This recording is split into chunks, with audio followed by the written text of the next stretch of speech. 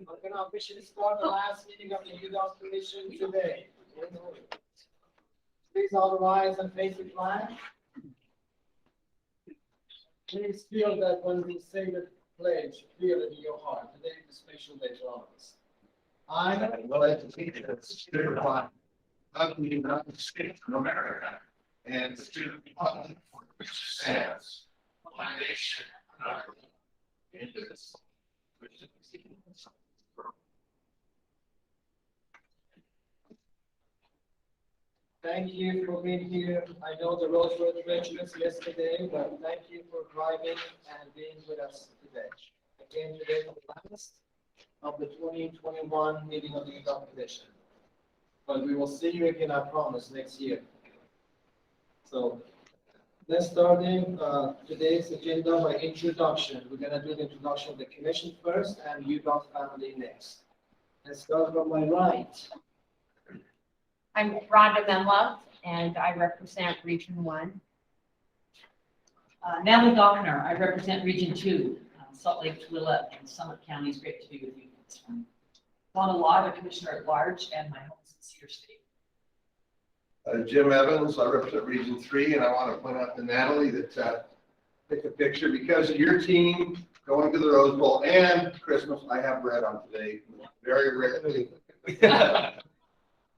Same thing for you when you get to a big tower like that. I hope you. Oh, it's fun.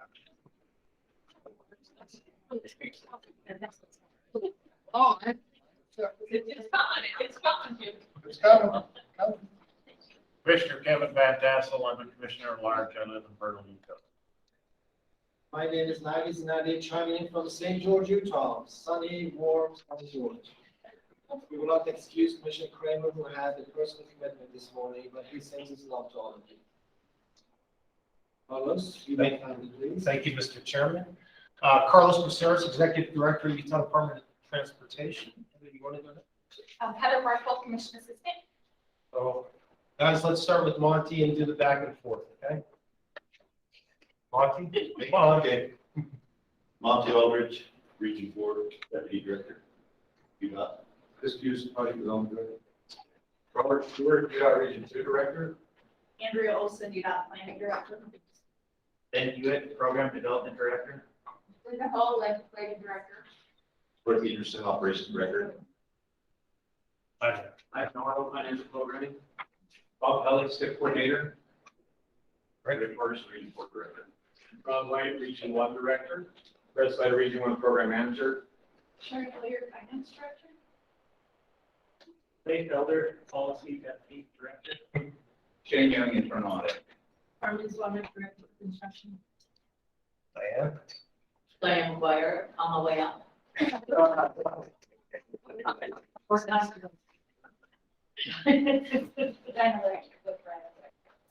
Elizabeth McMillan, Director of Communication. Gordon Lee, Technology and Innovation. Marianne Noble, Technology and Innovation. Platform Lead Graphics. Grant Potter, UDOT Communications. Mr. Chairman. Lisa. Lisa Wilson, UDOT Deputy Director. And we also have this and also Terry Newell. She's also had committed this morning in meetings with the. Okay. Yes, Mr. Chairman, thank you for your indulgence for a few minutes. I want to acknowledge we have, every year at this time, we have quite a few retirements. The commission works with a very important subset of our employees, and you get to know them pretty well. So we have 2 employees here that are going to be leaving the department. Some their last day is today. But I want to acknowledge Chris Peterson, who I've known his entire career at the department, even before he was with the department. Jim, it might have, Commissioner Evans, it might help you to know, he's a strong BYU alumnus, and got to know him when he was getting his master's degree there at the Y. But maybe allow Chris to say a few minutes of what he'd like to say here to the commission before we go on to the next person. I was hoping you wouldn't make me too bad. Anyway, I've been working with the commission directly for 10 years. I've found this over the last week. And it's been an amazing experience getting to know all of you. and have a chance to rub shoulders with some amazing people. Been working for UDOT 26 years, like Carlos said, we met before I was even an employee. And I live and breathe UDOT, so this is a very challenging time for me to move on. So what I'm going to do, I'm going to take the couple of faith and just step over a threshold. I'm not retiring.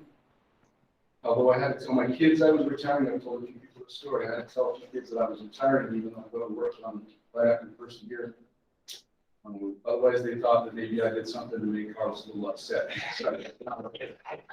So I am going to continue to work. I'm going to be involved in the industry, and so I'll still be around like many others do. So I'm excited for that, to be able to continue into another chapter. But I want to thank each of you for your friendship. It's interesting how you come in and you welcome us into your family. We're grateful we get a chance to welcome us into our family, because we truly are our family. And for all the decisions to make, to leave, to move on, leaving my family behind. So, Thank you, Chris. Well, we're in good hands because Chris has, I think he's been thinking about this and planning, and he's kind of a planner.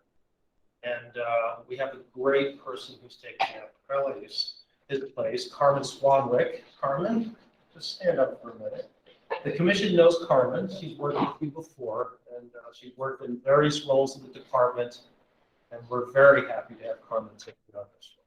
Carmen, you want to say anything? Yeah, I'm very excited about this, a little nervous too, the fact that she's still, it's been a pleasure working with Chris over the last years. It's not been a lot, so hopefully, it's be a big learning curve, but I'll get there. So I'm really excited about taking on this role. And Diane, why don't you say a few words here? You've never been a little lost. I had a blast. I write a book on all the stories of everyone I've dealt with over the last 20 years. I'm also not really going to retire, kind of. But I run my UDOT family. It's the hardest decision I ever made. They really hard. And my person that's going to take over for the corridor side of what I do is Diana Lecca. We wanted to keep the change simple. It's got an A at the end. We thank you, Diana, for taking on this role. We're going to enjoy it. And I do want to introduce another person that we did. Becky Bradshaw, our CFO, retired after 31 years. And I'm very excited to introduce our new Chief Financial Officer, Sharon Hillard. Sharon, why don't you just say a few words? Yes, thank you. Excited to be here. I previously have worked in the federal government for a number of years, so excited to come to UDOT and work with the state and Michigan and UDOT. So critical and important, and happy to be here. Thank you, Sharon. So you'll be working with Sharon. You know, she'll be the person that comes and tells the commission this is how much money you have to work with. So we appreciate her. I think that, Mr. Chairman, includes kind of the changes that I wanted to mention. Mr. Chair, Go ahead, please. I initially wanted to make a vote, I vote no. Go move.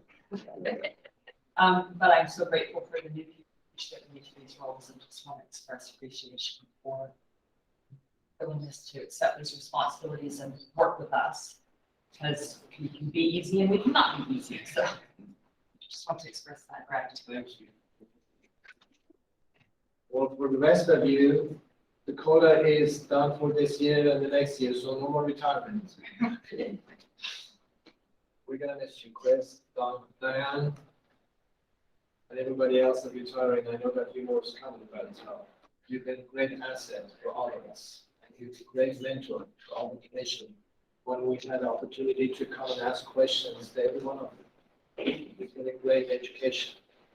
We are not equipped with any of the education you have you done, so you're a great lifeline, resource, and good education for all. Thank you. Just, I want to, when I first got my appointment, and I didn't know what I still know, I know a little bit more than I do then, but what this was about after a few years. But I think one of the first things I did was I went to a UDOT conference and sat at a lunch table with Chris and the group, and he just welcomed me and made me feel at home and just made me feel at ease. And Bart and I will always remember that, and that kind of helped me transition and feel really comfortable meeting the rest of everyone else. So that was just, an example of what he did just to help me be a part of this. So I just want to always thank you, Chris, for allowing me to somebody at that table and just making me feel welcome. I didn't know anyone at the table, and he just kind of very friendly, so I just always appreciate that. Thank you.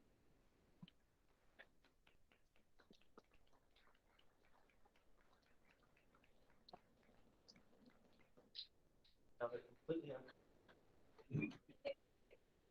This time also would love to acknowledge and welcome our fellow highway partners, Ivan Morero and Brigitte, who joined us on the online. I think I can see you. Thank you. Good morning, Brigitte. Thank you. Before we go to the next item, I'm going to share just the personal experience I had yesterday. On the way coming from St. George, we had already seen the forecast. We had heard about what's going to happen. We had a speed limit of 80 all the way from St. George to Nephi. And in Nephi, we had that blessed snow and storm. And immediately dropped to 20 miles an hour. And from 2 lanes, close to 1 lane. And of course, I have to say this. Sometimes we hear the news and some of it online news, some of them on the TV, some of them just TikTok or some other channels that we listen to. They have negative information about the UDOT, how they are not able to do their roads, they cannot get it cleaned up quick enough. I personally saw the roads being maintained perfectly for the travelers. We had 20 miles, yes, because it was not much visibility, but it was just perfect road to travel. I did not say the kind of challenges all the way contributing to this hotel and the food just that. And that reminded me of the one story that always just puzzles me, that people get one story, negative story, and make a big deal out of it. Of course, as long as I remember that when Al Gore invented the internet, we had all kinds of other families and they didn't join the services, and one negative information always becomes to the surface, and all the 99% of the positive information gets all eliminated from the media. That reminds me of the story that the Idaho couple decided to go to Orlando, Florida to escape the icy storm of the winter. And they wanted to stay in the same hotel that they stayed 20 years ago for their honeymoon. But unfortunately, their schedule couldn't travel together. Husband left early on Friday, and the wife was supposed to join him on Sunday. He travels to Orlando and checks in the hotel and decides to send an email to his wife saying an arrival of his in the hotel. Because he's using the business computer, he can remember his own automatic email address. Unfortunately, he had 1 digit or alphabet missing from the email address. Without recognizing the mistake, he pushed the button. Meanwhile, someplace in Houston, Texas, there's a widow coming home from burying her husband. She comes home waiting for the friends and family to arrive. While she's waiting for that opportunity, she checks the computer to see if there's any messages for the loss of the husband.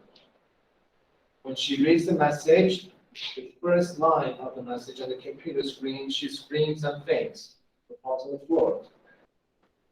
The son runs to the bedroom and sees mother on the floor, but the screen says this: "Hello, my darling. I'm sure that you're surprised to hear from me so soon. I haven't checked in, and everything is ready for your arrival tomorrow. I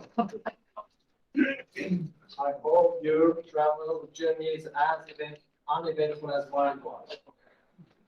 P.S. It sure is hot down here." My friend, try to read between the lines.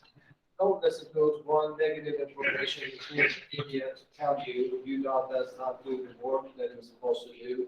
They have all the money in the world. The commission has all the opportunities to do good in the community, but they don't. We are not getting paid for this job. And UDOT family, they don't get paid enough to do the job. I promise you, I've been here for 8 years and some of them will be 5 and some no longer. And people retiring after 23 years, some have been 35 years retired from UDOT. They can all testify that UDOT is the best organization and one of the famous ones throughout the states and throughout the world.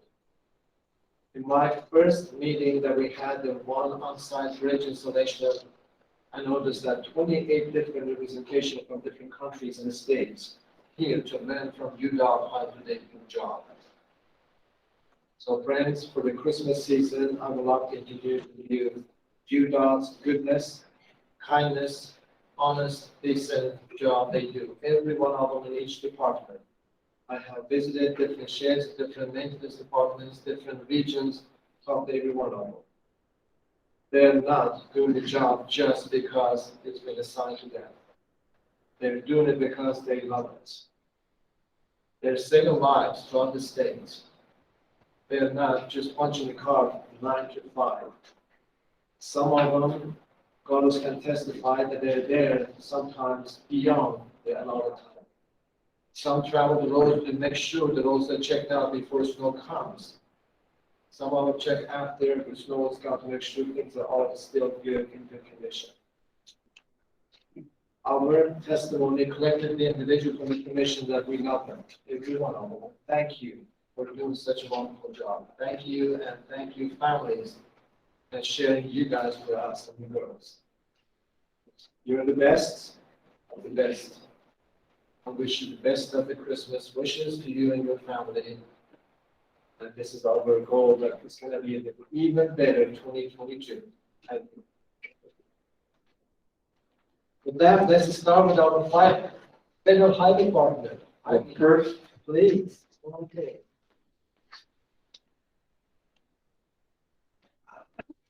Well, this pressure being the first one up. Good morning, Chairman and Commissioners. I'm Ivan Morero. I am the Divisional Administrator for the Federal Highway Office here in Utah. It's great to be with you this morning. I want to congratulate Chris and the other retirees. It's been great working with you. Chris, I remember. I know one time we were at a Utah conference and he was up there with the other regional directors and having a Q&A, and I asked him, Chris, what keeps you up at night? And he was quick to say, well, federal highways does. So I'm glad he's gonna hang around, still be around, so I can keep you up. Chris has been a great person to work with. He did a great job managing Region 1, and then we moved down to his current position. And the taxpayers of the state should be very proud of the work he's done for them. It's been great, so congratulations. And looking forward to working with Carmen. If you got any questions, come on by, we'll help you out. I have a couple items for the commission this morning. Let me see. Let me start just by, we have a program on Federal Highway, we call it the Technology Transfer Program. And so we make these funds available for the state to so they can talk to each other, communicate. We kind of bring together and help transfer technology. There could be a state somewhere that's doing something that maybe UDOT hasn't done before, and we kind of get them together so we can learn from each other. So what happens a lot of times is a lot of people come to UDOT to learn what we're doing here, because as you guys know, this is a very, very innovative state. So we've been brought other states over here many, many times with great results. So for this year, just want to announce that UDOT has been selected for these two technology transfer activities.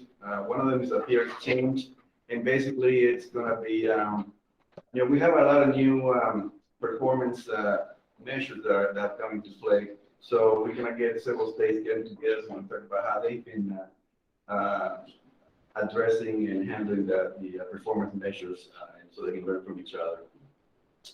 And the second one is one has to do with It's Advanced Transportation Congestion Management Technologies and Deployment Program. Basically, this program is out there to help states address congestion issues. So these are grants that are available. Utah has received a few in the past. So again, just getting several states together to talk about how they've been using those grants to address congestion in their state. So I think both of the exchanges will be done virtually. That's why the money is so low. Normally it would have been a little higher in the funding, but I think we're going to try to do it virtually this time around. So congratulations on that. Okay, let me just give a little background here before I get to it. Back in 2011, there's the I-64 bridge that goes from Kentucky between Kentucky and Indiana. There were some cracks detected, and the bridge was shut down, and an investigation done. It turned out that the reason for the cracks was something called, let me see, I wrote it down. Structural people here, please correct me.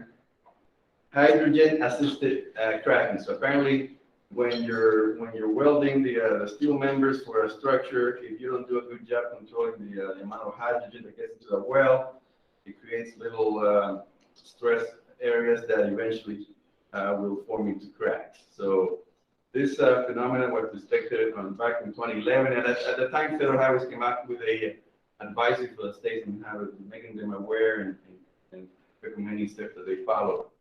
Then back in recently, you guys have probably all heard this one, the I-40 bridge from Tennessee into Arkansas that we also had cracks detected. You can see the cracks. I mean, these are real cracks here. We were talking about almost the whole section, actually the whole section was severed and cracked. So this was an I-40, and it was shut down for several months as the repairs were made. And same thing again, the hydrogen-induced cracks. So this time around, because of these two events, because this last event, Federal Highways, well, let me go back. So back in 2011, we issued this technical advice that basically provide a recommendation for the states on what to do to detect and treat this occurrence. Now, because of the second occurrence, we've come up with a must. We've come up with a memo requiring the state to take these steps. So basically, we're requiring them to inspect their bridges. The bridges that have these fracture critical members. And if you need me to explain, fracture criticals are structures that have members in tension that if they fail, it could result in the collapse of the structure. So there are bridges out there that are classified as that have fracture critical elements. And so basically, we want the states to inspect, go to the inventory, identify where they have fracture critical members, and go to the records and see if they have been inspected properly, and then report that to Federal Highways. And those that haven't been inspected, we want them to be inspected by March of 2024. So that mandate went out to the states a couple of weeks ago. I just wanted to make that commission aware. Are there any questions on this one? They don't accomplish the inspection by 2024. What happens? They lose the rights? We would have a discussion with the state as to why and come up with a path forward. We haven't, for a lot of these, we try to make sure that the states do succeed and are able to meet the states. But we'll definitely, as we get close to that 2024 date, if we see that we still have structures out there that haven't been inspected or repaired, we would have that discussion. This is probably not a question of you, Ivan, but of Yes. somebody else. We as a state already have a bridge inspection program that Yes. probably is already watching these kinds of things. So Yes. how does this really impact us? Come to the front cover, please. I gave her a heads up that she could be here. And, Cheryl, when I meet her. Once the structure is here. I know. You can't take the bridge out of people, if that's what happens. Yeah, so that we have a very extensive bridge inspection program. It's every 2 years, every bridge is inspected. to talk on this topic, I know that Cheryl is already going through the inventory to see if we even have bridges in the inventory that has the steel. It's very, I'm just gonna give my opinion here. T1 steel is not something the department has used in the past, so again, my opinion, it's unlikely that we have any, but she is going through the whole process right now, evaluating the inventory, and then we'll get the letter out. Back in federal highway. Thank you. And one thing I didn't mention, it is limited to, this occurrence is limited to what's called T1 steel, which is a kind of steel that's used in bridges, but apparently it started to be used in the 50s, and then the way I understand it, the special protocols that would have addressed this came out in the 90s or so. So there's a little bit of a window there when you would have a structure with these elements and not having gone through the inspection. And as far as structure critical, those are usually your trusses, you know, around, and you see a truss, that would most likely be a structure critical, so a portion of that truss goes, that whole bridge could certainly be risk of the loss. Okay, and this came out, yes, a couple of days ago, back in Mondays when, no, I'm sorry, I'm not sure after the date here when that came out, but it came out a couple of weeks ago. So, like I said, we were ready to reach out to you, that's structural section, we're working with them to get all the requirements completed. Let's get to the good part here. Okay, funding. We did get on the 15th of December our apportionment notices. I want to start by on the bottom there. Those are the ones that basically we normally get at the typical programs. You have your National Highway Performance Program, your Surface Transportation Block Grant Program, the Highway Safety Improvement Program, the Highway Crossing Program, the Railway Highway Program, the CMAC program, the planning, and the freight program. We have two new programs this year, the carbon reduction program and the Protect program. These are the two new formula programs, and I have another slide for any more details on that. So basically, 460 has been apportioned to the state of Utah.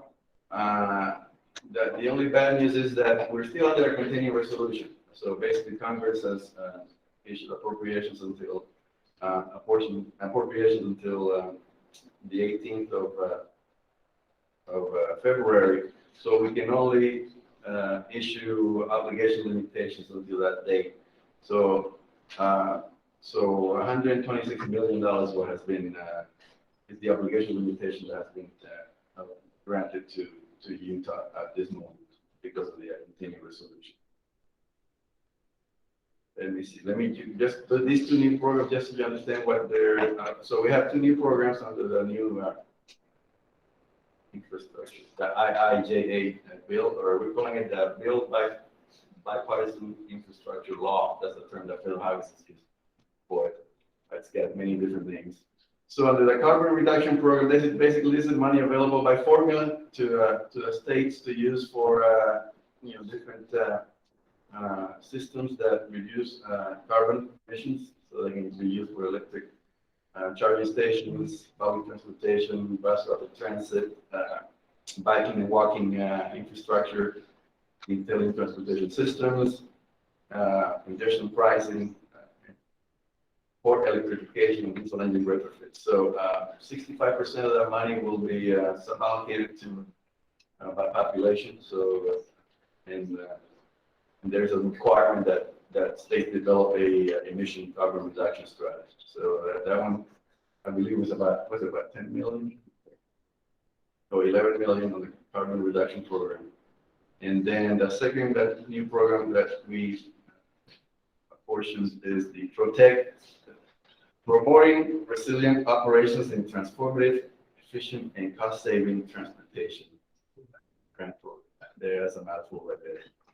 And so this one is basically funding available to the states to put towards providing more resiliency to their infrastructure for extreme weather and natural disasters. There will be further new programs that rolled out as over the next few weeks, but this was the two that were included in this most recent portion. So, and that's all I have for you this morning. Are there any questions? Thank you, as Well, usual. Thank you very much. Merry Christmas. Merry Christmas.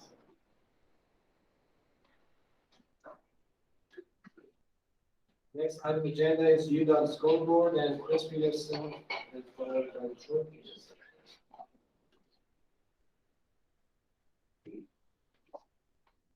Mr. Chair, Commissioners, thank you for the opportunity to present an update on our school board today. First, before I begin, I do have to say welcome to snowy Salt Lake City. It's a great thing. We haven't had snow in the city for a little while, and it felt great to have such good snow this last.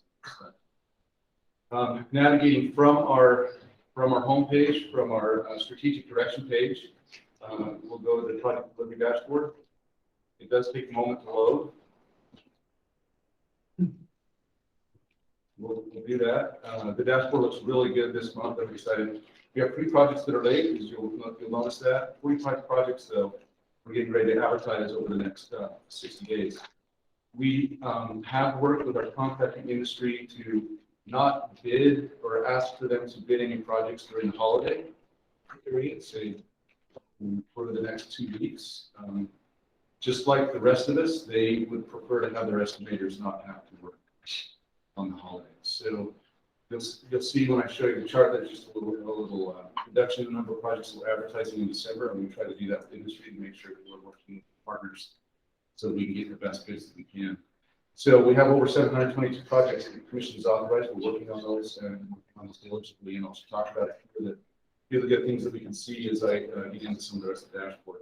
But 89%, if you look at that second figure on that list, 89% of our projects are on time. We're really pleased about that. 56 projects we've advertised since the start of the fiscal year, July 1, and that's a good number, 240 million that we have out on the street obligated, so the contractors can either be underway or preparing for that for the next summer. So those are great numbers. 85% is our goal. Certainly, we prefer that our on-time and advertising score were higher. Last year, we were at 92, 93 most of the year. 89% is a great number. Particularly a lot of the challenges that we're seeing right now, even with resources and manpower. So since this is actually a good chart, I'm going to show you how to navigate this. So since October 1, we've advertised 27 projects. If I grab the slider bar and I come over here, since November 1, we've advertised 20. And if I go just a little further and I come over since the 1st of December, it's 11. So we tried to build this dashboard so that it is usable, and then you can get a good update on the status, and our teams can have a good update on the status of delivering the program. So you can see that since December 1st, we've advertised projects estimated nearly $60 million. Our teams are doing amazing, and I can't speak highly enough about. I have to stand up here and be the spokesperson for an amazing group of people, an army of people that work to deliver the work that you've authorized for us. Chris, before you go on, extend that shot for a moment. Sure. Few of those projects, amazingly came, the cost estimate was below the project value. In this market that we have, the shortage of labor and material. So the project value is the amount that you have authorized. So our cost estimate has to be below the project value, or we don't let it proceed. We won't proceed with the project we think costs more than what you have authorized. So this is in the design side of the house. These have not been bids open yet. So that would be the differentiator. Thank you. I think you're not able to mad at it, simply start going forward on stuff that might be more expensive than you said. The number of projects, you can see this bar chart helps to identify when our projects are planned to go out. You can see that in December it's a little less. That is intentional, so we can look at industries I discussed. You can see the projects that we have coming down the pipe here for the next few months. What you will see is that we have a lot of projects in March and April. But if you look at the green bars in January, those are projects that have advertised for bid.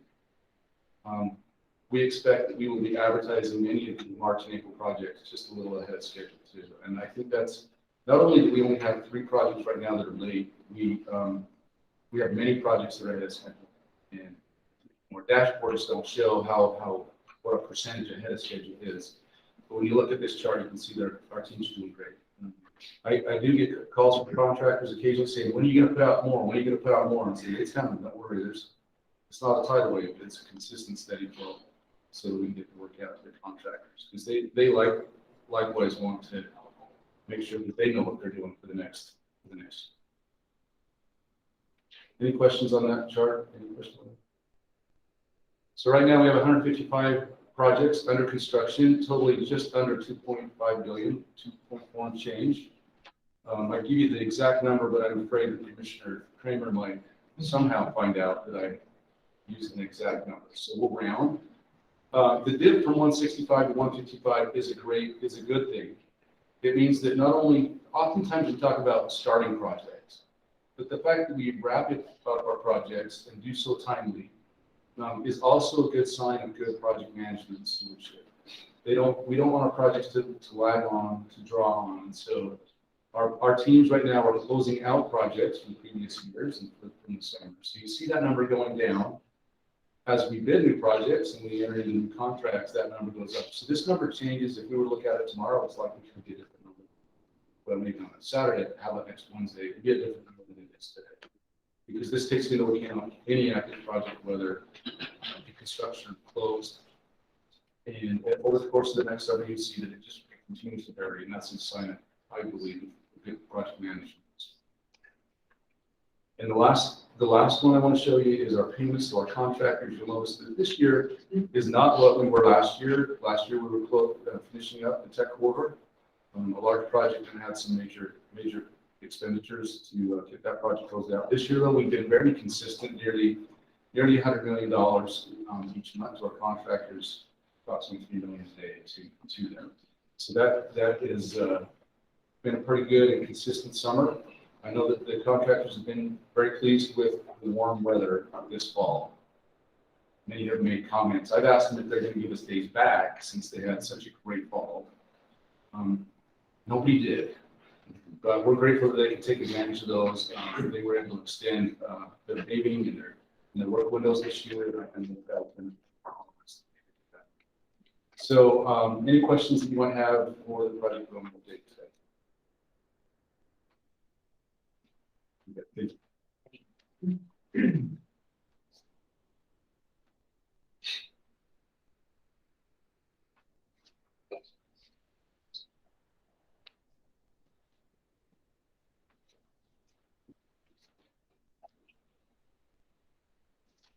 Morning, Commissioners. Peterson, Director of Operations. To talk today about our zero fatality strategic direction piece. I'm going to show here real quickly our fatality rate through the month of October. It's dropped a little bit since the last time we talked. It's gone down about 0.93, which is interesting because the month of October was not a good month for us. The total number of fatalities, I think we had like 42 fatalities in that month alone. But our BMT is obviously very high, so it's balancing, keeping that number under 1. Which, when you look at that fatality rate right now, I think we're like number 7 in the country as far as lowest fatality rate, which is good. I mean, you start looking at numbers, anything under 1 is really good.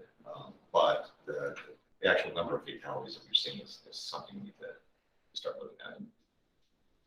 Unfortunately, I get to report this month as well that to date we've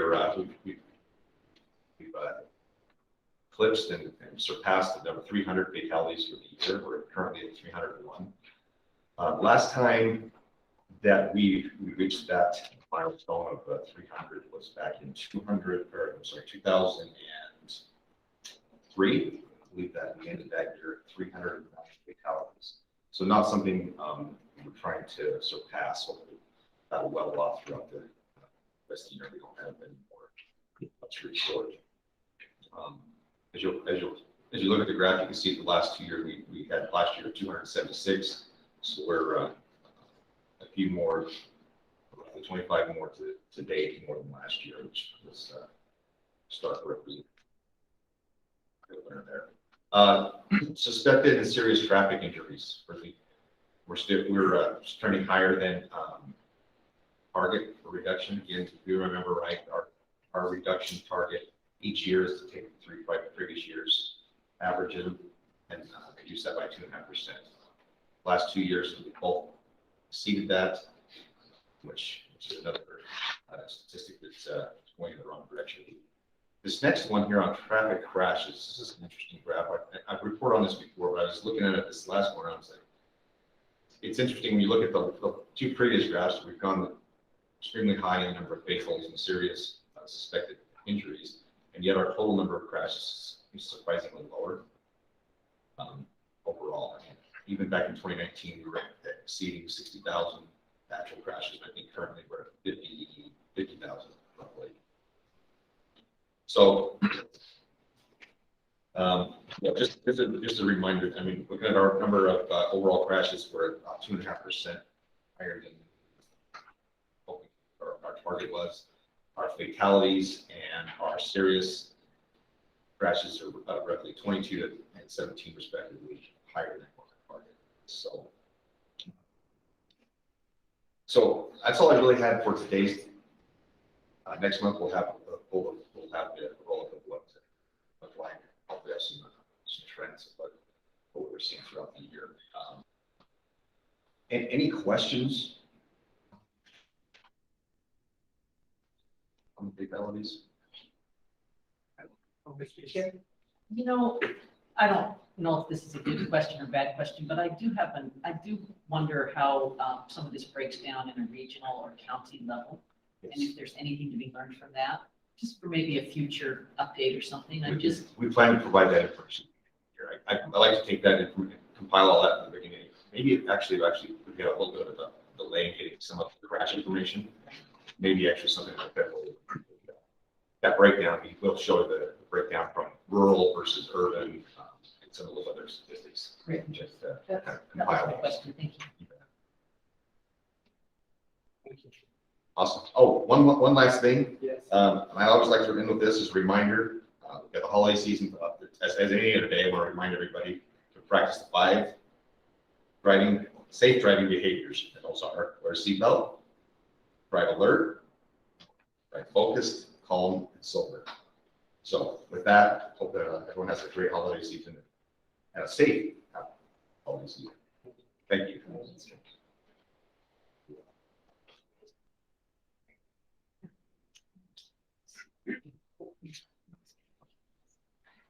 Next item on the agenda is the public comment section, and we will not provide anyone in this audience if you have any comments you'd like to address us.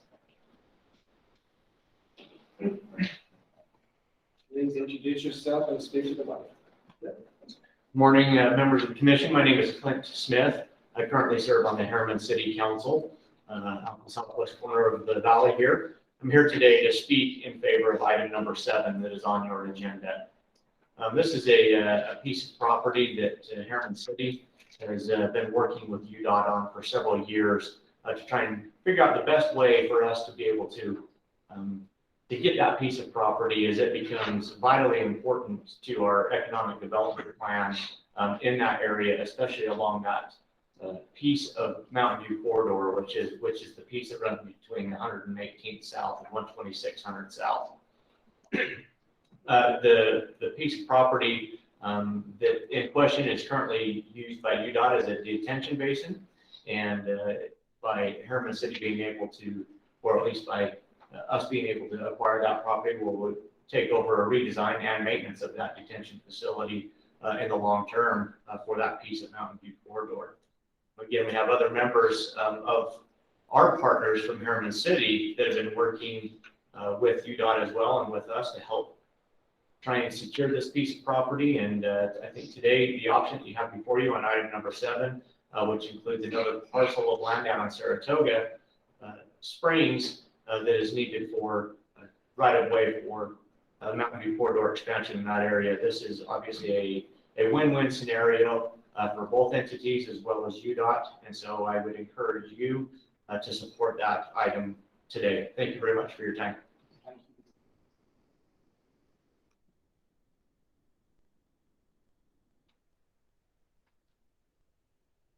Anyone else? Seeing none, we move on to the next item. Thank you for your comments. Item number 5 is a consent agenda. I think item is going to be presented.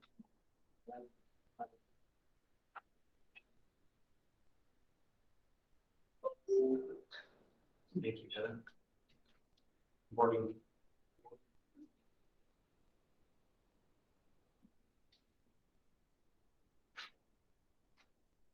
Because I'm Harlan, the Financial Program Director for the department. Before you today, this time is agenda item 5. This is the consent agenda for the November meeting. Included in the packets and materials presented is the meeting on November 18th, the staff update meeting, as well as the tour, and the November 19th Transportation Commission meeting as well. After the meeting minutes, there is a list of projects that would have that we have budget amounts that can be recovered, either in the closeout process, budget recovery, or are closing the project itself. Scrolling through to begin with, here's our staff meeting. I don't know how to not make a mistake on this part. Items that was discussed in the meetings. Staff meeting, commission meeting, or and at the bottom we have that list of projects. We have 4 projects seeking consent to return funds to the program. So zooming back to the fact sheet, our request today is a motion to approve the adjustments to the projects in the included table and approve the November 18, 2021 staff update meeting minutes, tour minutes, and the November 19, 2021 Utah Transportation Commission meeting minutes. Make that motion. Thank you. I'll second. Thank you. There's a motion and a second on item number 5, consent agenda. And again, Commissioner's compliments to the Marshall number 7 secretary. The detailed minutes, opportunity to check us in, check us out for the tours. Thank you. Thank you very much for all this. Good job you did. Any questions on the agenda? Being none, all in favor say aye. Aye. Any opposed? Replies approved. Thank you. Thank you.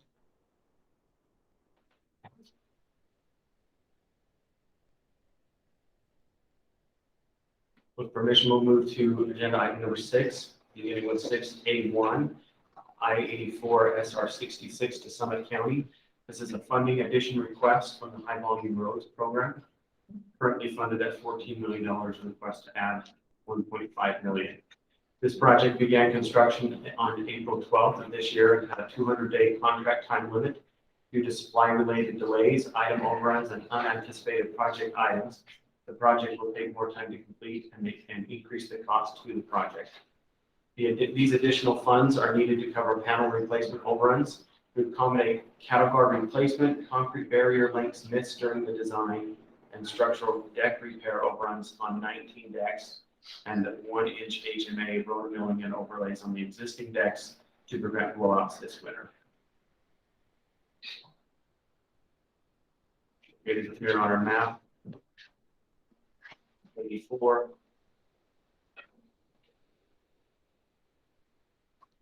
Our request today is a motion to approve adding funds to the I-84 SR66 to Summit County project as detailed.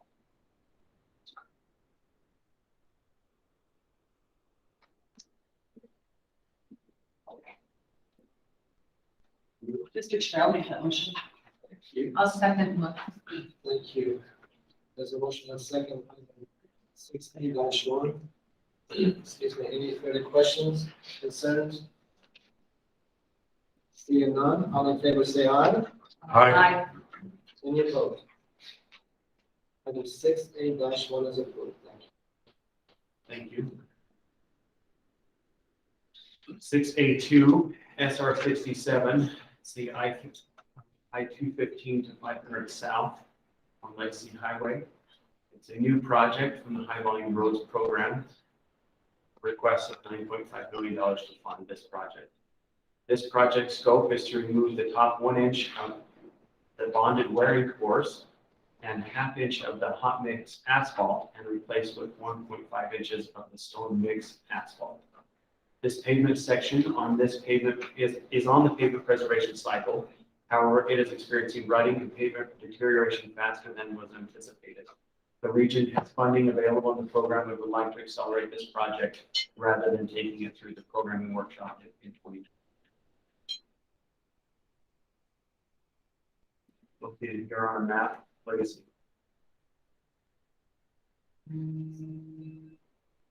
Our request today, motion to approve adding the SR 67 I-215 to 500 South project to the current status detail.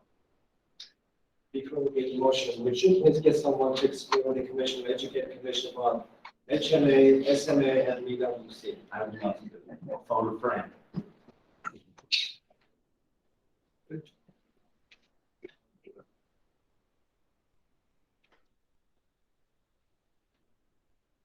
Bob White, Region 1 Director. I'm not sure I'm the expert on this, but HMA is hot mix asphalt. This is our standard asphalt mix that we use pretty much everywhere. Stone matrix asphalt is a higher quality asphalt that actually is structural, where the bonded wearing course is not. And so what this road needs is more structure. And so we're adding back the stone matrix asphalt instead of the bonded wearing course. And it can also serve as a riding surface, so a top surface.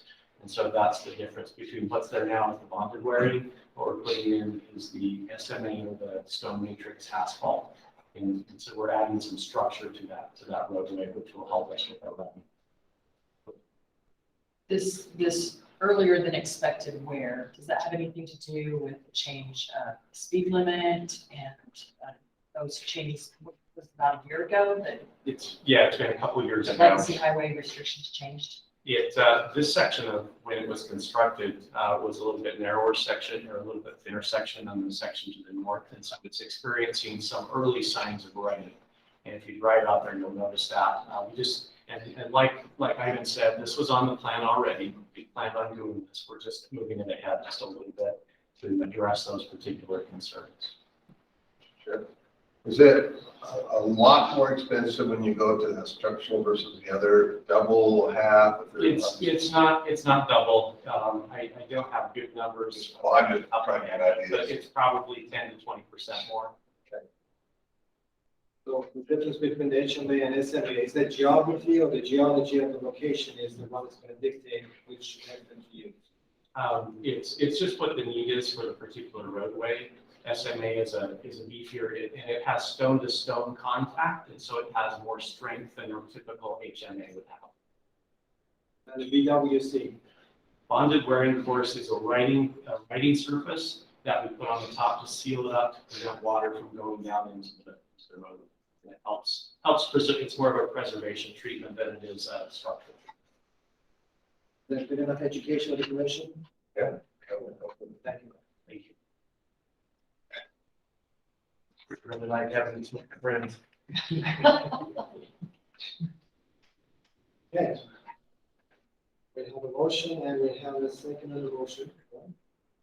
Did we get the motion? Did we do that? Yeah.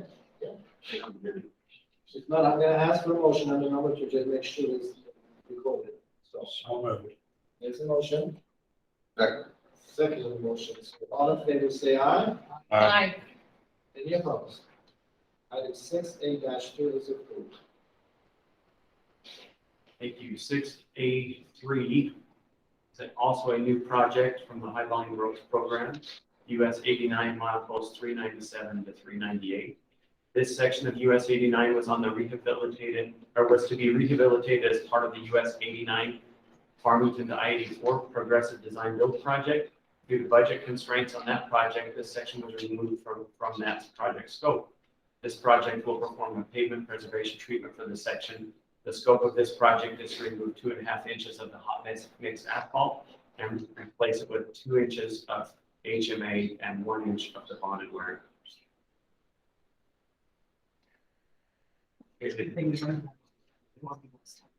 And here on our map.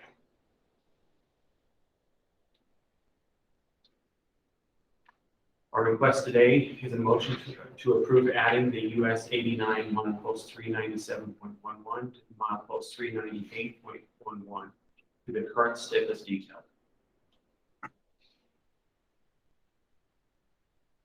Mr. Chair, I'll make that motion. Thank you. I'll second that motion. There's a motion and a second. Any further discussions, questions? Seeing none, all in favor say aye. Aye. Any opposed? I have one, Yes, please. just a comment, nothing to. Does this now complete Highway 89 from where it leaves I-15 to I-84? Yes. I'm saying not yet, so. The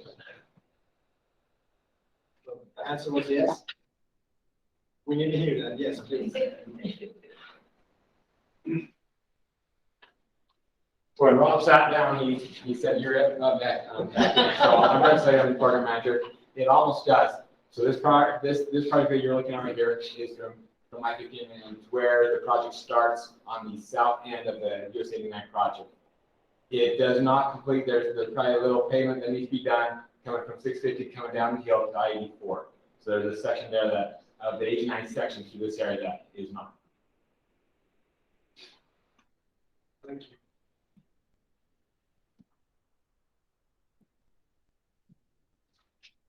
Item 6A-4 is a funding addition from the Transportation Solutions Program, the US 89 Logan Canyon brake check area. Current project value is $1.2 million with a requested change amount of $1.5.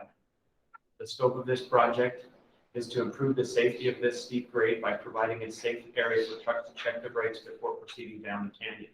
Turn lanes were originally to be developed by a developer, or originally to be built by a developer through the permit project several years ago, but were never completed. This additional funding will construct the turn lanes as part of the project. The developer will participate with the cost of the improvements by donating the necessary right-of-way and pay a portion of the construction costs.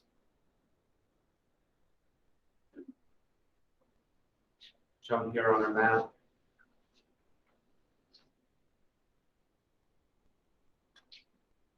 Our request today is a motion to approve adding funds to the US 89 Logan Canyon brake check area project as detailed. So Mr. Chair? Sorry, go ahead, please. Oh, Go ahead. I just want to say that, make a comment about this is an important improvement. And UDOT continues to improve this area and making it safer and safer. So I wanted to just make that comment. Thank you. We're going to sign contract with the developer and the UDOT that they will contribute to the running.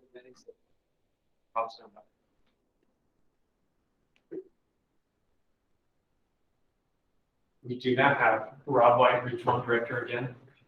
We do not have a signed contract, but we are in discussions with the developer and he is in agreement with what we talked about. So it's a matter of finalizing that, but he in principle agrees with the method that we're moving forward on this particular project. We felt that this was the time to come in and do this and not wait and try to use other methods now and come in with this contractor later. So this is the best way to get this done, have impact the public the least amount possible by doing the construction at the same time. Thank you. I had a question for Commissioner Rhonda. Is this right about where the entrance to Sunday is? I'm just looking at this map, my reading glasses, just trying to figure out which place where the turn is there and where you go into that, where the waterfall that doesn't work. But is that kind of the area? Go ahead. Yes, I mean, she lives there more than, I mean, I have a place where she lives. I'm just trying to vision where this is there. that's the access right there. Okay. Get back in there. Just looking at this, I guess I could look at the map bigger on the big screen here. Okay. Thank you. I was just trying to vision where that was there. Okay. Thank you.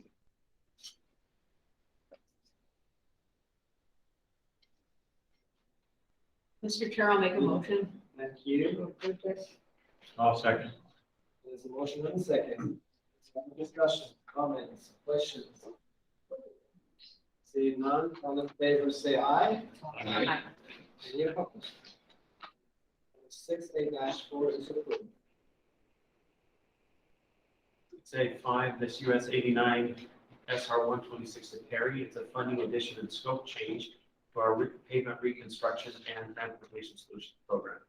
See the request, the current project value is $20 million. The request is to add 34 million, with 17 million coming out of the pavement reconstruction program and 17 million coming out of the statewide transportation solutions program. This project was programmed in 2015 as a reconstruction project. The estimate at that time was just the pavement at $20 million. Our recent estimate determined that the pavement reconstruction cost increased to 31 million. There's also a need to improve drainage in this section and improve safety improvements, which will add cost to the project as well.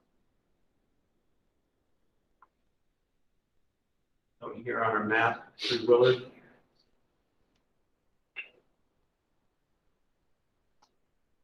Our request today is a motion to approve adding funds and changing scope to the US 89 SR 126 to Perry project. So the region one has the money, right? In those categories, 17 million in each category. So the 17 million will actually come out of the statewide portion that the state has withheld to help address some of these larger one-time projects. So it'll come out of our statewide pot, our statewide program there. And the reconstruction project from last month, we took the project off of I-15 with the new I-15 rebuild.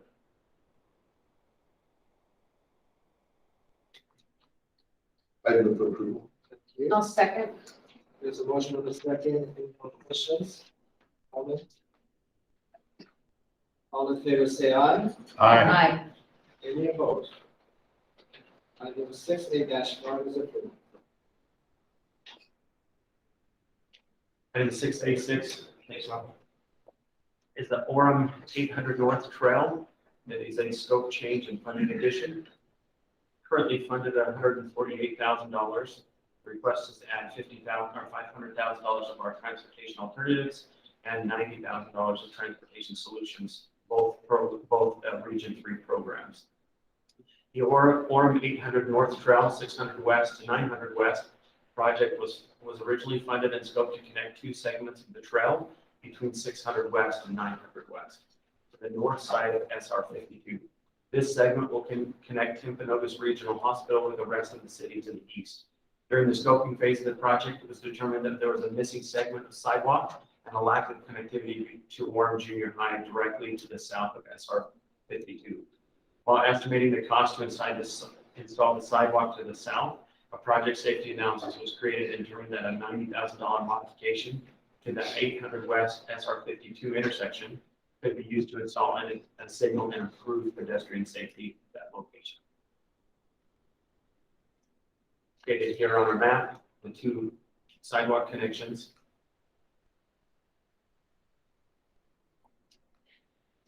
Our request today is a motion to approve the funding and scope additions to the Orem 800 North Trail, 600 West to 900 West project. There's an orchard there, that's why they don't have a sidewalk or anything there, but it's pretty dangerous to have to walk out on the street. So this would definitely be something worthwhile, so I can. Second. There's a motion in a second. Any further discussions, questions? All in favor, say aye. Aye. Any opposed? Item 6A-6 is approved. Item 6A7, SR 141 US 6 Genola to SR 147 104th South is a funding and scope change as well from the high volume roads program. Current project value of $1 million with the funding request change of $1.6 million. The SR 141 US 6 Genola to SR 147 104th South is a pavement project that will correct the profile of the roadway and then seal it with a chip seal. Construction is scheduled for 2023. SR 147 from SR 141 to Spanish Fork West city limits requires the same treatment of roadway profile correction and chip seal. This section of roadway is also a priority for treatment and is on the pavement preservation cycle. However, it is directly adjacent to the previous section on SR 141, and the region has funding available in the program. The region proposes to accelerate this project rather than taking it through the programming workshop in 2022. Looking here on the map,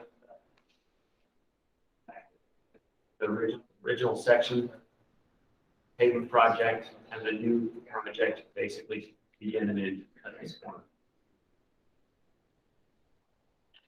Along that stretch.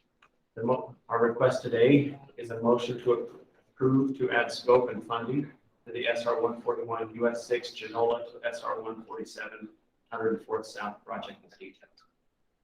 I move for approval. Actually, in this area, I had a discussion with both Logan County Commissioners. This is last week talking about concerns of the residents of that area. So we're taking care of it already. I won't take credit as I actually see you talk to him. We had this discussion on this last week in the debate. Yes. This gives me a chance to give us another statistic that the commission might enjoy, but the new population estimates from the state just came out, and 1/3 of our growth in 2021 came from Peterson. 1/3. 1/3. Yeah, and so it doesn't surprise me that we need scope changes or investments. And where they have money, so that quicker. Yeah, and Salt Lake County, just to give you a comparison, much larger county, that have about 60. So, and fastest growing county. Yes. Yep. I know, where does Iron that County. come from? Iron County. Thank you, Mr. Chair.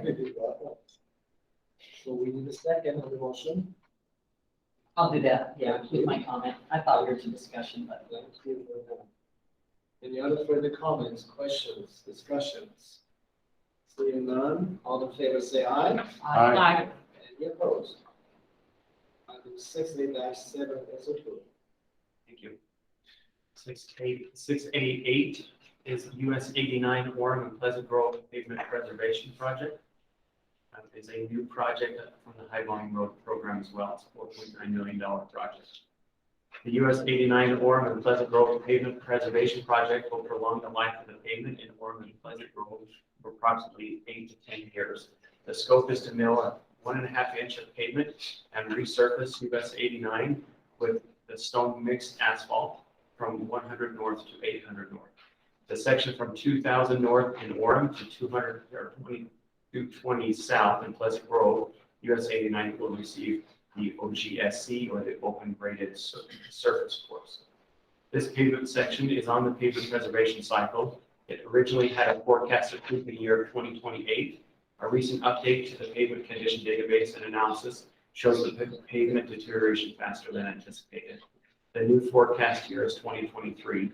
The region has funding available in the program and would like to accelerate this project rather than taking it through the program workshop in 2022.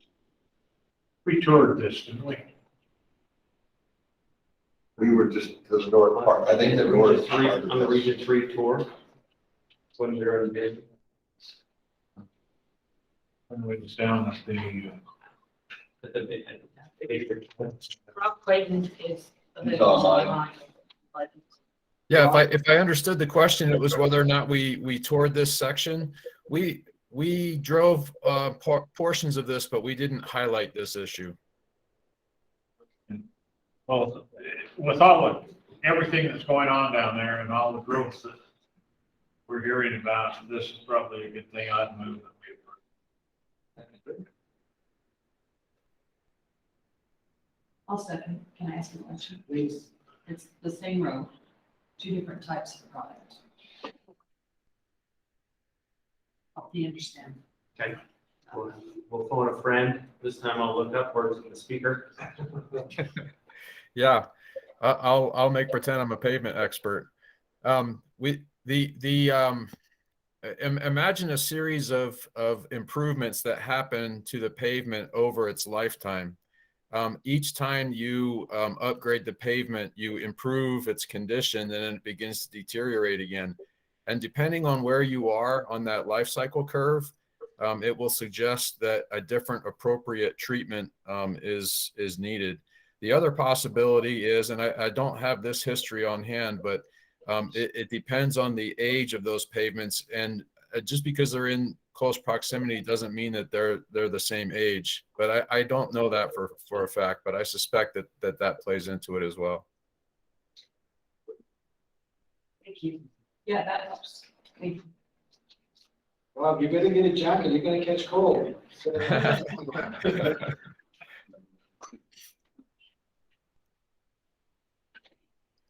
we have the motions and Can we show how far the Pleasant Grove back? I'm just trying to, knowing that we have projects of adding lanes, I'm just curious, where that was. Yes, and Commissioner Evans, one of the reasons that we want to accelerate this project is it says 2023, that's fiscal 23. We want to do this project next summer in fiscal 23 because we have a lot of projects that are going to be under construction in calendar year 23. So we'd like to get this finished before we really hit things hard in 2023.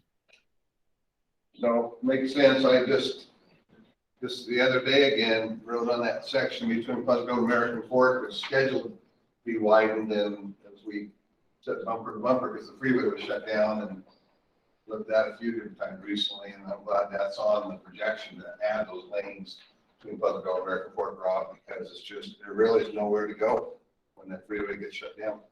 So, yeah, thank you. I just wanted to see where that fit.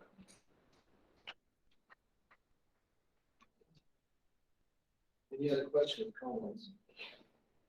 Seeing none, all in favor say aye. Aye. Any opposed? Item 6A-8 is approved. It's 8-9, I-70, I-15 interchange deck replacement is a funding addition. Currently funded at $5.5 million and requested change to $2 million. This project will replace, it's with the structures fund. This project will replace the concrete bridge decks of structures 2C 467 and 4C 543 located at the I-15, I-70 junction in Miller County. This work was expected to be performed using full closures with a detour route. However, it was determined later in the design process that a detour route would not be a feasible option. The expectation is now to use crossovers to support full closures in order to minimize the impact of the traveling public, as well as reduce construction time and better facilitate activities during the bridge deck replacements. A change in traffic maintenance, along with higher than anticipated increases of material and labor costs. The project team is requesting these additional funds. Rick, would you please come forward and explain to the technology how to use the crossover method, what you're going to do to make sure that we have a traffic flow? Yeah, Rick Torgerson, Region 4 Director. We have the ramps, the loop ramps on this interchange. This is the system interchange from I-15 and I-7. So we were looking to kind of use those loop ramps as a detour system, but with the amount of traffic on I-70 and I-15, those loop ramps have been problematic. So we're looking to cross over and stay under one side and one side switch over to the other side when we after we get that portion of that. So that's what crossing. What season are you going to start this repairs? We're in design now, so with this additional funding, I'm not sure if we're out. Why do you think we're out this year? I'm not sure if that has data. I'd have to look. Yeah, sorry, I didn't look at that one before we came. But we are in the design of this project, so it's, we've struggled with the concrete deck on this bridge for the last several years. Fortunately, some sections disappearing on the deck and falling down below. So we are pretty concerned that is an important issue in market, so that replaces. Thank you. Mr. Chair, make the motion on that one. Okay. And I look forward to talking to you at lunch about concrete. It's an opportunity, we need to get this done, because that's where you Yeah, no, it's just interesting because I've been to Salt Lake 3 times this month so far. And it's just interesting to see. I don't know enough about grid structure. I'm no engineer, but I do want to so that we could go take a look. So I'm very happy with moving this forward. Another motion. That was the motion. I'll second. Thank you, Rick. Yep.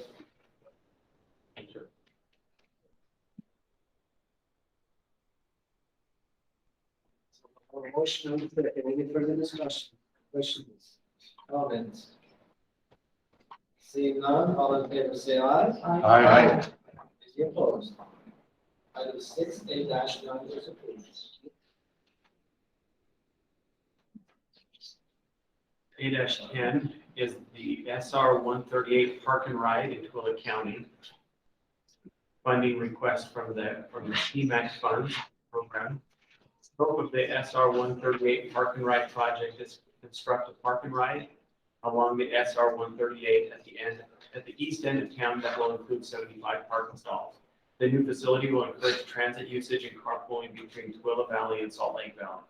The need for additional funding was identified during the environmental work and is primarily due to costs associated with providing safe egress and ingress and egress onto SR 138.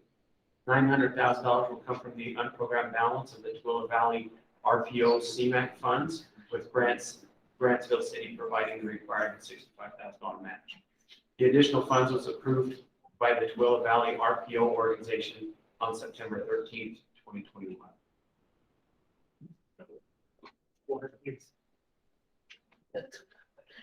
Yeah, quick questions. The CMAO means, Congestion mitigation air quality. got it, okay. And most of the CMAQ funds that the state receives is programmed by the MPOs themselves, which if other CMAQ changes would come as more information only to the commission, because the MPOs are programming that.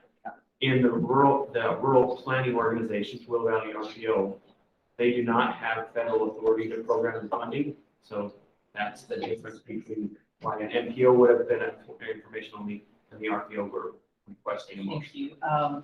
So Iron County, the fastest growing county, Twilla was second fastest, and I can make a motion to support this. And that was my question. See that? I didn't know that. Okay.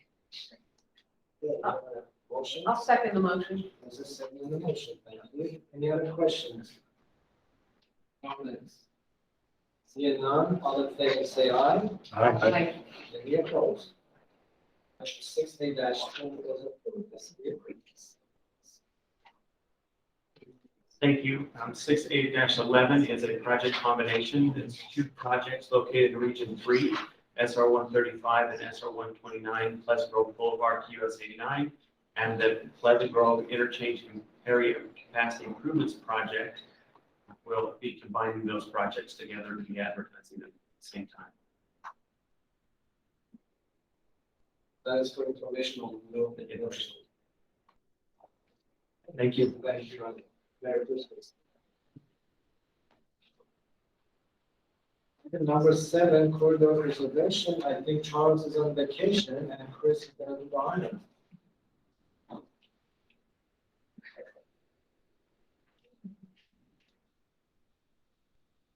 Thank you, Commissioners. Chris Peterson, Project Development Director. Charles did have a family obligation. He's on a plane right now. I think he scheduled that after I announced my retirement, so this is payback. I'll do my best to cover for what he would do. He's certainly much more adept at this topic. So just we'll review the corridor preservation budget update for you. At the start of the month, we began with $55.8 million in fund. We've had obligation for revenue totaling almost $900 million into the fund. And like to see the continued motor vehicle rental tax revenue continue strong. That's certainly a very helpful indicator for our state. Our expenses this month, $73,000. Leaves us with a balance of $56.6 million in the fund. We currently have right now underway approved $15.1 million worth of acquisitions. We're working on those, and those are in process. There is, you'll notice a whole dock prep Those change day to day, depending on the current status of each one of those projects.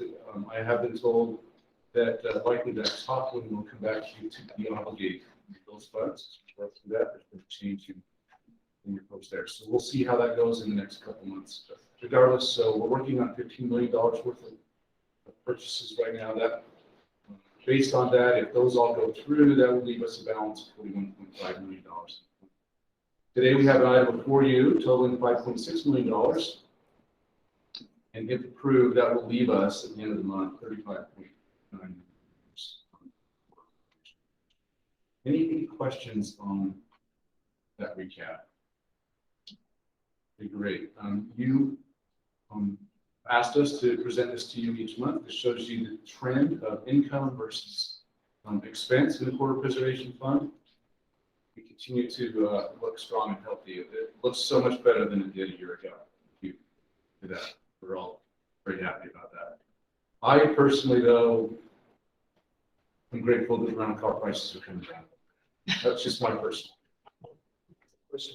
Well, I just want to share thoughts with Kramer, who's not here to speak on behalf of himself today, but anytime we can eliminate the 0.00s or the 0.19s or any of those in any of these charts, I think we do a really great job on the agenda items that Ida just walked us through. But I spent 15 minutes, maybe I shouldn't be studying this late at night, but I was trying to figure out how we were going to put $1.2 billion back in something. It was supposed to be 1.2 million, but the more we can eliminate those just make it a little cleaner for us to pretend that was loose. I will pass that along to Mr. Stormont as an assignment from the commission. All right. Any questions on this chart before I go along? Okay. So the item that we have before us today that we're presenting to you for approval is a purchase of a piece of property in Saratoga Springs, approximately 21 acres in size. The appraised value of that property is $5.6 million. I'll show you a map in a minute. Hopefully you've had a chance to study that. We can talk through those. This property is adjacent to a piece of property owned by the same developer, and they are actively working on construction. It has been final plat approval. And so this is a candidate for Quarter Preservation funds. If not, there will be a great big challenge for us in the future as we work to extend that quarter to the south. So this purchase is a little bit more complicated because what we wanted to do was to give you a Christmas challenge before the meeting. So we are proposing to include in this 3 exchanges as well for pieces of property that the developer owns in other locations, or that we own in other locations that the developer has interest in. At the same time, we have interest in that 21-acre parcel. So let me go through and we'll detail. Well, before I do that, so the 3 parcels, the value of them, they've all been appraised, approximately $1.7 million, leaving a net cost of the apartment of being $3.8 million. Commissioner Law, did I ground sufficiently? You did awesome. Thank you. No 0.00s. All right, so this graphic is a region-wide graphic that actually shows where all the different properties are, both up in Salt Lake County and in Utah County. The blue parcel is the parcel that UDOT would be acquiring over here on the bottom left. All of the green parcels would be property that we are exchanging. At the end, UDOT would also be carrying the balance to pay the developer out of the Quarter Preservation Fund. So let's kind of go in just a little bit closer. So down in Saratoga Springs at the south end, I'm not, I grew up in Lehigh, but I am not, things have changed so much down there. I know I used to rabbit hunt out in this area, but I couldn't pick up. Up in this area is where the new temple is being built, somewhere. So this is south of Redwood Road, south of 40 right along Memorial Parkway. And eventually we will extend down here, and our mapping corridor would be within the shape of this property. So approximately 21 acres. There's 2 parcels there combined is 20. Okay. So let's zoom in a little bit closer. See that? So we currently own this little piece of property that doesn't do us any value in the future. It's a remnant of a piece of property that we purchased here that we already own. It's a little like leftover piece. The developer right now has very much an interest in it. They are building homes in this area. We work for them. No one else can make use of this property. So for us, it's excess. Makes complete sense that we would trade this. So let's go to another piece. This piece of property is in Pleasant Grove. We did drive past this on our tour when we were in Utah County, although we didn't point this out. This was not that far along in the process, and we would point this out and let you know. But UDOT owns this little piece of property right here in green. I'll zoom in one more time. I think our graphic artist got paid by the page, by the map. So this piece of property, when I initially reviewed this proposed exchange, I was not a proponent of exchanging this. I wanted to put this on the auction. I felt like normally a piece of corner property would make best sense to auction. However, in reviewing the location relative to the corner, this piece of property will not have access to the roadway. Our current developers, they own all the property around it. It only makes sense for us to get market value as part of the exchange. If we were to put this on the market via the auction, we would likely get a very small return because no one has access to get to it unless they work through the developer. So this is the best thing that we can do for the department. This is a great opportunity for us to divest. Well, I think, yeah, since the map was taken, if I understand, I think there's like an oil change, or there's a building that's built right next to the west of that now already, and there's other home building going on by the developers. Yeah, it's already being developed. It makes complete sense that we include this in the transaction. And then the last piece, and I think the entire half of this room is here interested in this part of the whole transaction. This piece in Harriman. Several months ago, we did do an exchange with Harriman City for, I think when Charles introduced it to you, called it flagpole. We did an exchange. This piece of property is a detention basin, and we built it as part of Mountain View Corridor. We needed it to detain water. Subsequent to building that, there's been a lot of development to the west.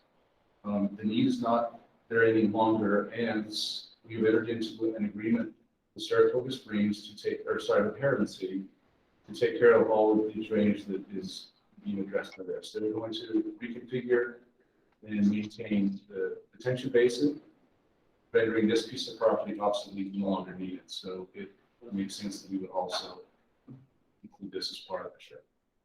So this one is a piece of property just over 8.2. We have a maintenance agreement with Region 2 with the city to make sure that water doesn't overtop Mountain Corridor. And so now that we've done that, we feel like we're in a good place. All right. So based on all of that, what we are recommending is that as detailed, we receive a favorable motion to obligate the court preservation. Any questions? I went fast and I included a lot of information. I have to go back. I'm happy to make a motion, and I really appreciate the thorough walkthrough. That was really good. I'll second the motion.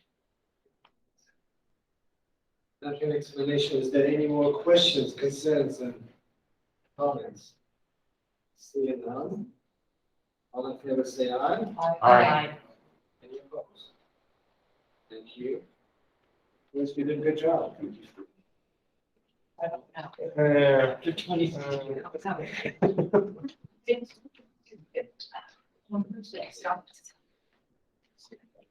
Number 8 is the review of 2021 UDOT Enterprise Risk Assessment, and we've heard this one before twice from Shane Young. So today he's going to ask for approval. Yes, I am. Thank you, Commissioners. My name is Sharon. I'm the Director for UDOT, and I am presenting to you for your approval the 2022 internal audit project list. By Utah code, we are required as an internal audit department to present to you the proposed list of performance audits that we'd like to perform for the upcoming year.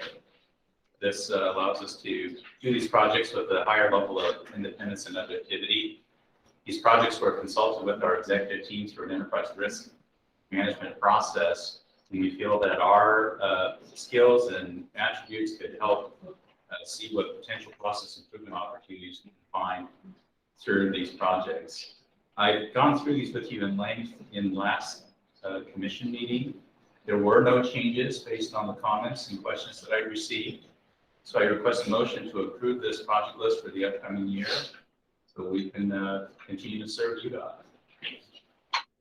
Mr. Chair, I'll make that motion. I just really appreciate the detail and the thought, even in this brief that you explained to us. I appreciate that effort and the outcomes. Second. Motion in the second. Any other questions for Shane?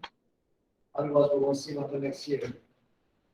I might be a little grayer the next time I see you.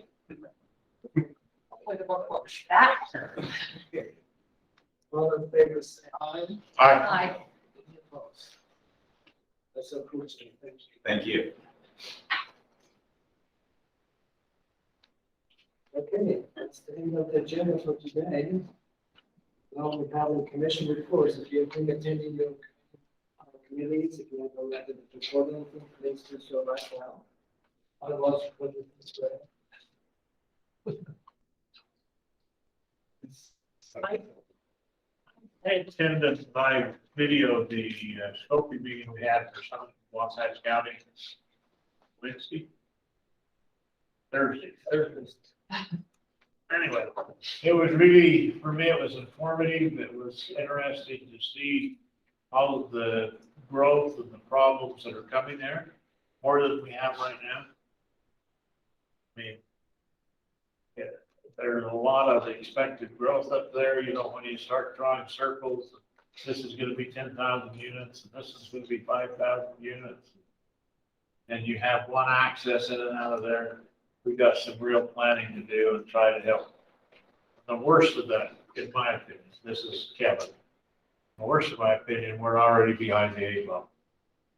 We have all kinds of issues up there and not a lot of easy solutions. So it's good that we're doing that. I think the sooner we can get to it, the better off. And it was good to have most of the cities and counties there giving input.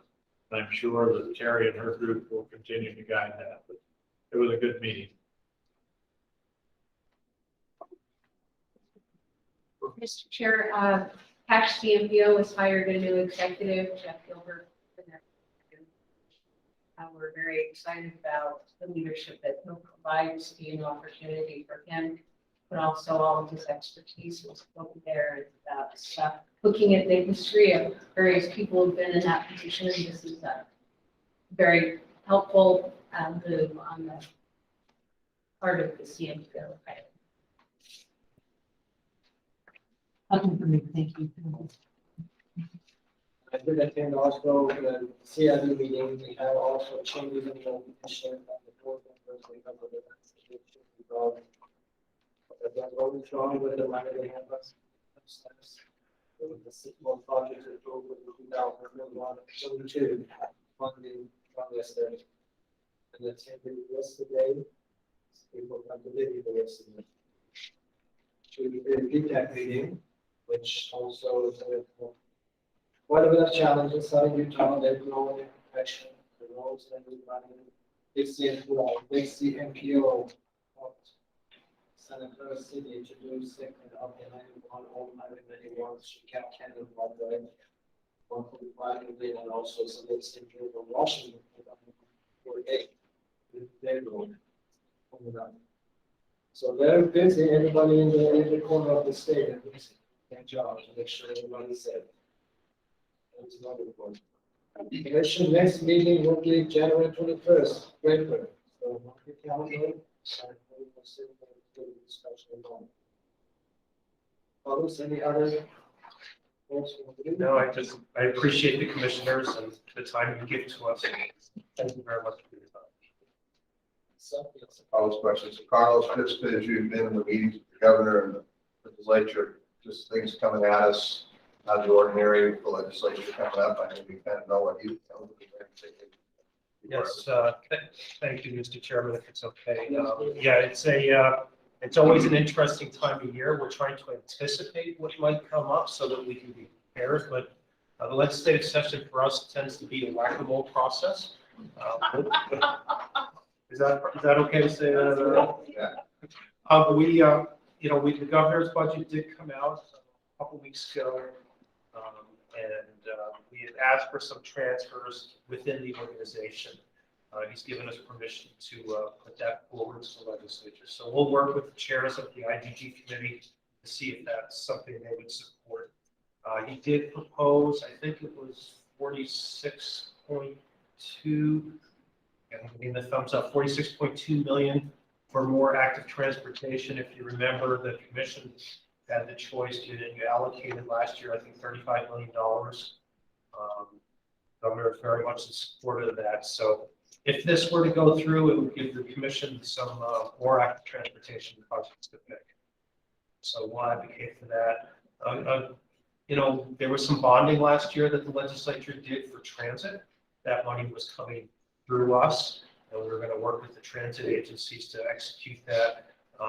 The proposal is to exchange that for cash and not do a bond. And so that's always a good thing, because that bonding was going to be repaid through the TTIF, the Transportation Investment Fund.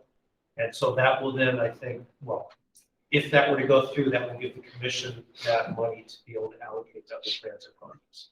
So I think it was a good budget, but as our two commissioners that were part of those bodies know, sometimes it's something to hold up the table. Sometimes it's a good starting place. We'll see where we end up here.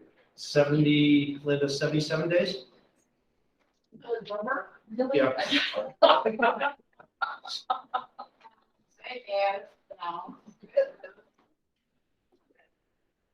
Yeah, 77 days and it's over. Just not that we're counting. And that is why we do the commission meetings locally in the January and February timeframe. We appreciate the commission. We don't have as much control over our schedules as some people think we do, and we have hardly any control during that. Along with that, on the news the other night, we talked about some of that airport money that's coming to Utah. You mentioned for something like that, there's a lot of it, but from the other regional airports, some from all of those, that's something else. Yeah, and again, the infrastructure bill has there's a lot of excitement behind it, some new programs to it, some reauthorization of our existing programs, but all those new programs, the rules around what qualifies, the process for picking projects, that's something USDOT is in the middle of trying to figure out. But I anticipate, a nice boost to our airports, really good support for transit in the bill. And so I think being ready to identify what those transit needs are. Electric vehicle charging, we anticipate that will come through USDOT to the state DOTs, but that's not certain yet. So it looks like about $7 million a year in electric vehicle infrastructure. And that's something we've been doing, working with the Governor's Office of Energy, DEQ, we've been doing a fair amount of electric vehicle infrastructure throughout the state, and this would help expand it. But, the idea is the governor wants to help clean up the air. These electric vehicles are part of the way to do that.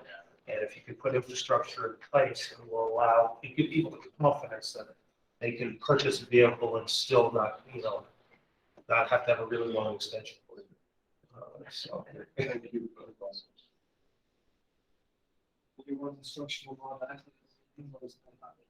Well, if you choose to adjourn this meeting, we will meet outside, and then we will allow a reconfiguration here for our Christmas lunch. That is at noon.